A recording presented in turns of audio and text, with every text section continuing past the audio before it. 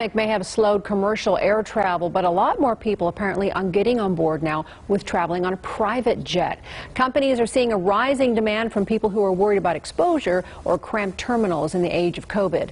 But let's be real, a private jet is pretty costly. Kirsten Joyce now joining us with more reasonable alternative.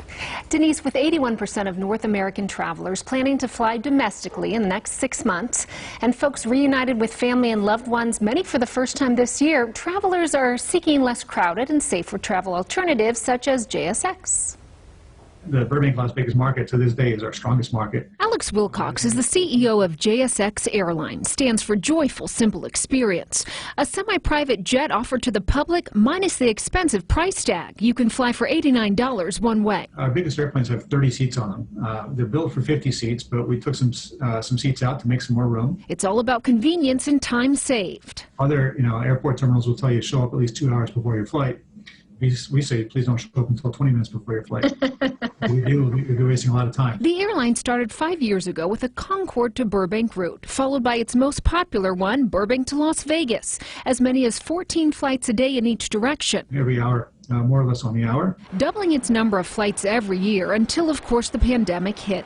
But now that more people are starting to feel comfortable to travel again, JSX's business since April has steadily picked up and continues to do so in travel hubs like Las Vegas, Reno, and Arizona, even adding a route from Vegas to Dallas due to strong demand. I can tell you that 65% of the business is Las Vegas, too. So it's a huge part of our comeback story. The airline has ramped up cleaning and rolled out new sterilization and contactless protocols. We were social distancing before it was even cool, Kirsten. There was lots of space in the lounge, on a per customer basis. We didn't have the same old security line. You're not taking your shoes off, for anybody. No one's going to go through your toilet kit. So the likelihood of transmitting, anything, even a common cold, is actually lower the fewer people you're exposed to.